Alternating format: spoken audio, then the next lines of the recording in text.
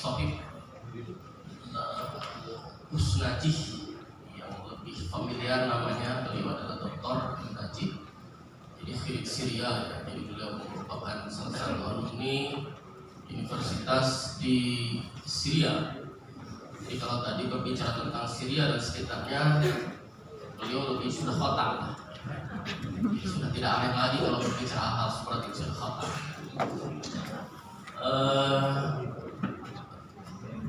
Yang saya hormati moderator, kepada Ibu Pak Wakil Kamtibmas, Bapak Binsa, juga para penyuluh agama Islam yang dirahmati Allah Subhanahu wa Ta'ala.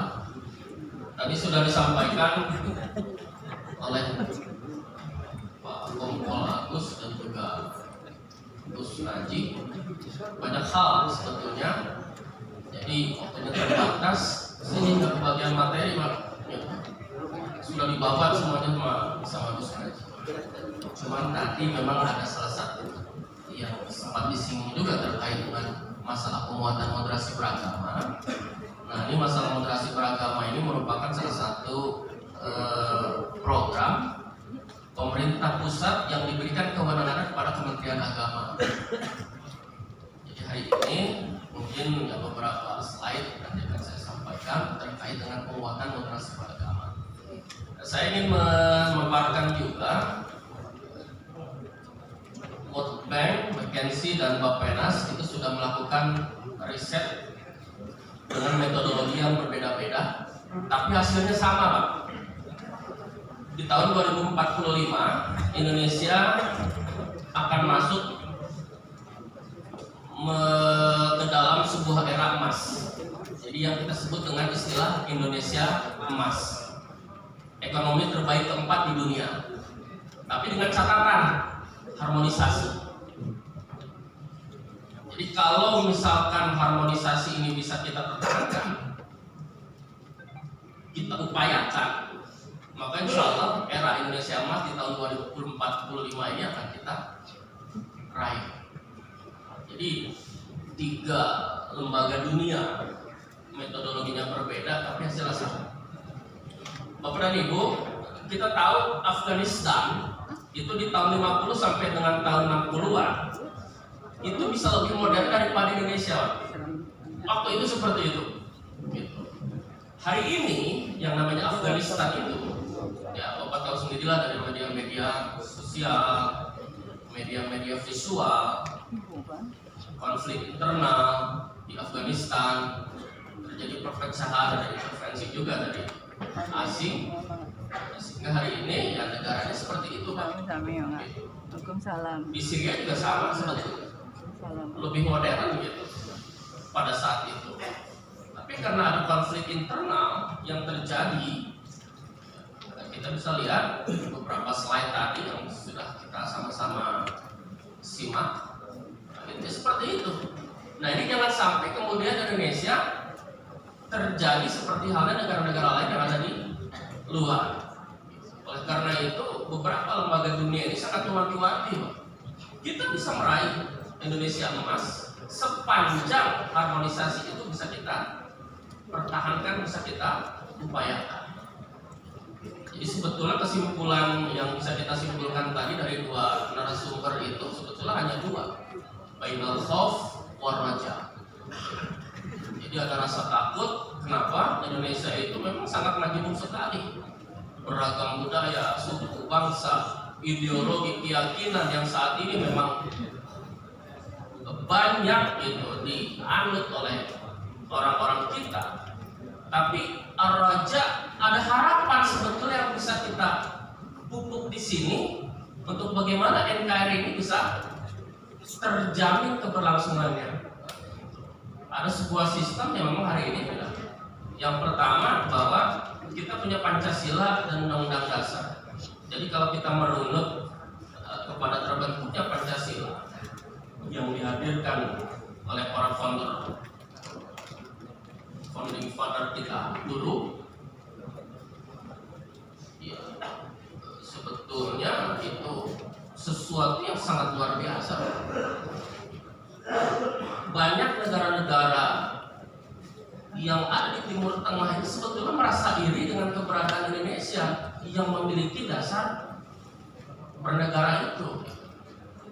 Ada sesuatu yang memang dijadikan sebagai sebuah konstitusi yang harus ditaati. Mereka tidak punya seperti itu. Makanya kita sangat beruntung luar biasa. Kalaulah bukan karena itu, ya, karena sifat yang majemuknya Indonesia ini, mungkin kita tidak tahu kan seperti apa. Jadi kecerdasan para founding father kita dulu dalam menetapkan konstitusi itu luar biasa. Sampai hari ini terjaga. Sampai hari ini terjaga. Kita banyak negara-negara lain yang merasa iri, Pak. Kita punya Pancasila, punya undang-undang dasar sebagai sebuah konstitusi kesepakatan bangsa yang hari ini tetap eksis dan kita laksanakan. Ini salah satu warisan berharga para perintis negara kita pada waktu itu. Jadi sangat luar biasa. Yang kedua,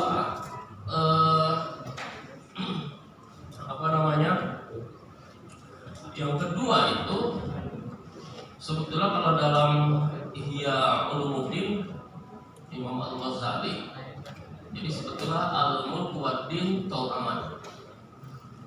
Jadi antara negara dengan agama itu seperti dua sisi mata uang yang saling berhubungan. Jadi tidak bisa agama lepas dari negara, negara lepas dari agama. Jadi inilah yang memang hari ini harus kita sinergikan. Dan kegiatan yang luar biasa hari ini sebetulnya Kementerian Agama ini sudah 2 kali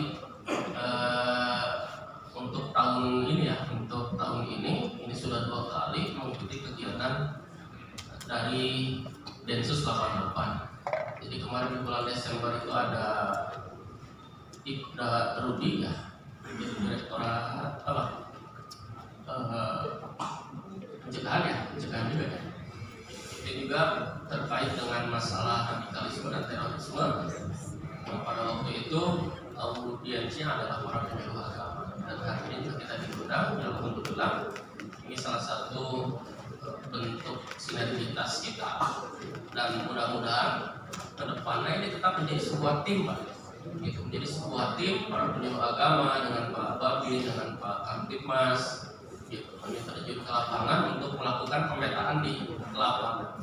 Karena memang ada daerah-daerah yang rawan hari ini, daerah rawan yang perlu kita inventarisir dan juga kita lakukan upaya-upaya ataupun tindakan preventif agar kemudian doktrin-doktrin yang berkembang di masyarakat hari ini yang agak-agak nyeleneh gitu. Karena sebetulnya kan tadi disampaikan sampai ada orang yang mengkafir-kafirkan orang tuanya gitu. Nah, ini kan sesuatu yang memang sangat luar biasa. Jadi untuk mempertahankan ideologi kemudian orang dianggap sebagai sampah gitu. Bahkan tidak melihat apakah dia orang tua atau siapa. Ini juga sesuatu yang tidak baik. Ajaran mana? Oleh karena itu Bapak dan Ibu di Kementerian Agama ini sebetulnya ini kan cara sebetulnya yang menjadi masalah di sini adalah cara transfer ilmu. Gitu. Kadang kita cari ilmu terutama yang terkait dengan masalah agama, intoleransi, radikalisme dan masalah-masalah hal itu, ini lebih banyak melihat dari internet, Pak. Gitu. Jadi mempelajari hal-hal tersebut dari budaya-budaya yang masuk ke Indonesia, dipelajari, wah ini kayaknya asik juga nih. Gitu, bikin uang. Kira-kira kalau benar nggak sih orang kalau bikin uang terus dia ngomong ke itu meninggalnya sahih gitu. Saya tidak bisa menjawab gitu karena sudah ada MUI gitu kan sih. Jadi kan karena memang seperti itu ya gitu. Hampir rata-rata orang yang melakukan bom bunuh diri itu iming-imingnya kan begitu, tidak dari surga kan. Apakah memang betul seperti itu, Pak? Dan ternyata juga tidak begitu juga gitu. Banyak para ekstremis radikal yang hari ini ditangkap itu ternyata bukan dari sebuah ideologi juga gitu. Tapi ada juga yang memang cari sensasi, Pak. Oh, saya ketua ISIS untuk wilayah Indonesia, kan? Tapi ketika ditangkap, kok jadi nangis-nangis ini? Jadi nggak keluar ideologinya itu. Gitu. Apa? Jadi kalau bukan karena cari sensasi, ya mungkin jadi tidak lahir dari sebuah ideologi juga. Gitu. Dan Bapak dan Ibu, banyak kesalahan yang dilakukan oleh masyarakat kita dalam mempelajari agama itu apa?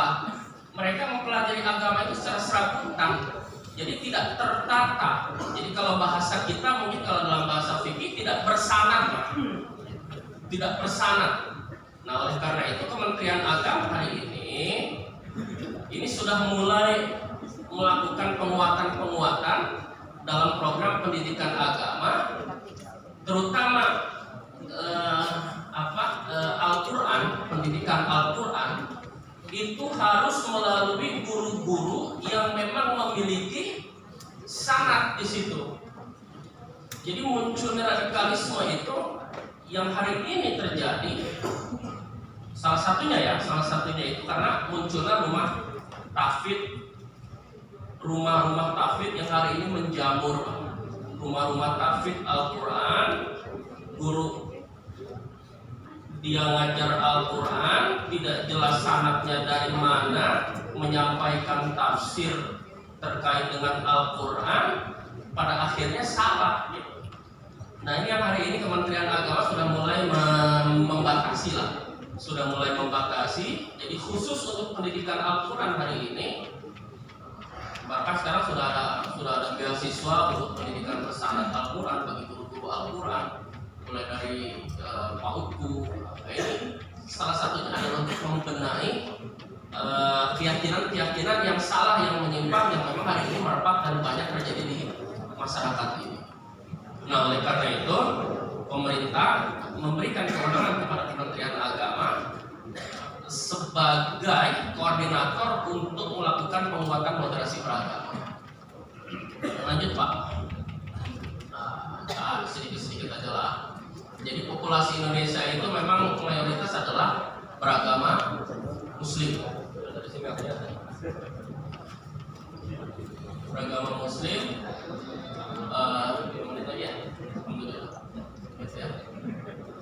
Terkonsentrasi sebagian besar di Pulau Jawa dan Sumatera. Lanjut, Pak. Jadi 87% sekarang itu beragama Muslim. Terus kelompok urban, mereka yang tinggal di daerah perkotaan, ini demografinya seperti itu hari ini. Gitu. Kelompok middle class itu yaitu kelompok yang setiap harinya mengeluarkan pengeluaran itu 5 sampai 10 dolar. Itu dari mulai 75.000 sampai 150.000 per hari. Gitu. Terus kelompok milenial yang saat ini berusia 17 sampai 34 tahun. Dan ini kelompok milenial, Gus Nadi mungkin kelompok milenial. Jadi beliau adalah sopir kolonial. Jadi beliau usia muda, dari pengalaman luar biasa. Jadi sopir fishing, kafir filfah. Jadi usianya muda dan pengalaman luar biasa. Jadi ini memang kita perlu SDM yang memang seperti ini untuk melakukan penggunaan. Jadi lanjut, Pak. Ini juga sama lah seperti tadi disampaikan. Lanjut. Ini juga tadi datanya juga sama lah seperti itu kira-kira. Lanjut, Pak. Nah, ini kan ini. Jadi data-data yang ada itu sebetulnya merupakan klaim kebenaran subjektif dan pemaksaan kehendak atas tafsir agama. Nah, jadi dia hari ini kan begitu, Pak. Orang baru belajar agama, majelis taklim sehari, 2 hari, 3 hari, kemudian dia sudah mulai bisa menafsirkan, bahkan mengkritisasi kiai sepuh. Wah, ini kan luar biasa. Hari ini terjadi seperti itu. Kiai sepuh yang keilmuannya sudah luar biasa dikritisi oleh orang yang baru belajar agama seminggu, 2 minggu, mungkin sebulan, 2 bulan. Gitu. Kalau girohnya besar, ya kemudian banyak menyalahkan orang lain. Jadi klaim kebenaran subjektif dan kebenaran tafsir agama. Tadi Pak, untuk kepentingan ekonomi dan Indonesia tidak sama seperti itu. Lanjut.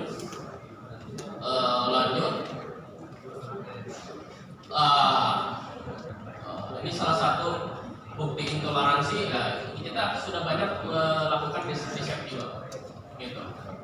Jadi tidak setuju bahwa tetangga yang berbeda agama boleh mengadakan acara keagamaan.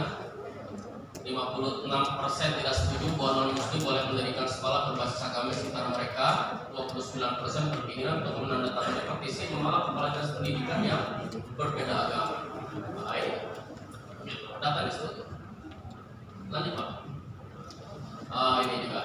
Ini survei khotbah masjid Kementerian BUMN dan lembaga ketiga pusat penelitian dan pengabdian masyarakat. Dari 100 masjid yang disurvei, 41 masjid tergolong radikal. Nah, dari 41 masjid, 7 masjid kategori rendah, 17 masjid kategori sedang, dan 17 masjid kategori tinggi. Jadi yang disebut kategori rendah itu ya memaklumi radikalisme intoleransi. Jadi benihnya memang sebetulnya di situ, Pak. Gitu. Terus kategori sedang setuju terhadap tindakan radikal dan intoleran. Gitu. Sedangkan kategori tinggi justru memprovokasi umat untuk bersikap radikal ataupun toleran. Nah, ini juga hasil riset juga sama. Ini yang terjadi hari ini seperti itu. Lanjut Pak. Lanjut. Lanjut Pak. Ini program prioritas. Ini yang tadi saya sampaikan terkait dengan kewenangan Kementerian Agama sebagai leading sektor untuk penguatan moderasi beragama. Jadi di tahun 2023 kemarin itu sudah ada peraturan Presiden nomor 58 tahun 2023 terkait dengan penguatan moderasi beragama. Jadi moderasi beragama itu sebagai sebuah pedoman yang memang harus dilaksanakan oleh seluruh instansi Pak, mulai dari pusat sampai dengan daerah. Gitu. Dan leading sektornya itu adalah Kementerian Agama. Lanjut Pak. Orang kan sering banyak bertanya apa sih moderasi beragama? Apakah cara beragama kita hari ini salah? Gitu. Sebetulnya agama itu tidak ada yang berubah Pak. Gitu. Ya, moderasi beragama ini kalau misalkan kita masuk dalam sebuah negara yang sangat majemuk, nah ini sangat perlu Pak. Gitu. Karena yang disebut dengan moderasi beragama itu adalah cara pandang, sikap dan praktek agama dalam kehidupan bersama. Karena diri kita juga tidak semuanya muslim Pak, ada yang non muslim juga. Karena diri kita juga tidak semuanya orang Sunda, ada yang Jawa juga. Karena diri kita juga tidak semuanya, misalkan laki-laki ada perempuan juga. Ini bagaimana kita bisa menciptakan sebuah kemaslahatan hidup bersama dengan mengedepankan ajaran agama yang pertama itu adalah bisa melindungi martabat kemanusiaan dan yang kedua adalah membangun kemaslahatan.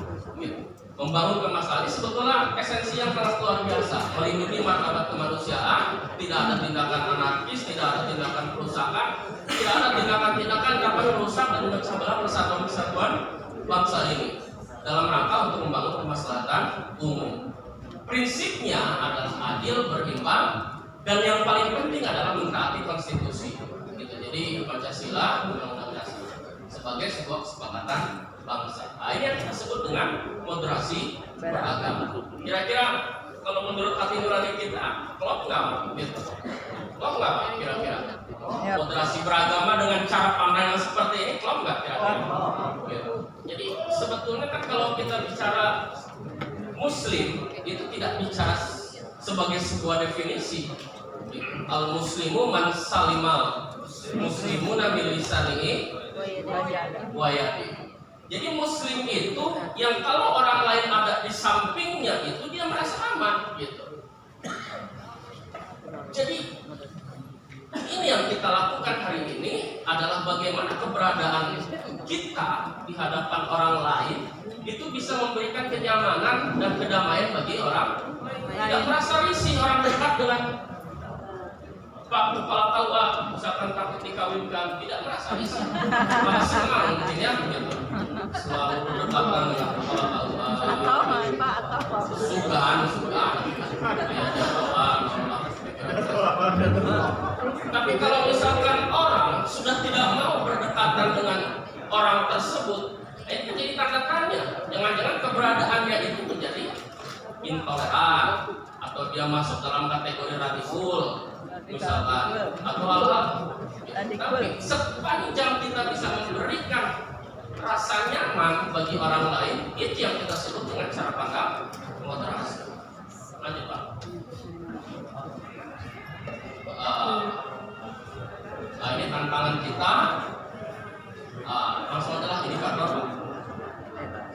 Ini Pak. Ini tujuan akhir dari sebuah penguatan moderasi beragama. Yang pertama ada komitmen kebangsaan, penerimaan terhadap prinsip-prinsip berbangsa yang tertuang dalam konstitusi, Undang-Undang 45 dan regulasi di bawahnya. Itu yang pertama.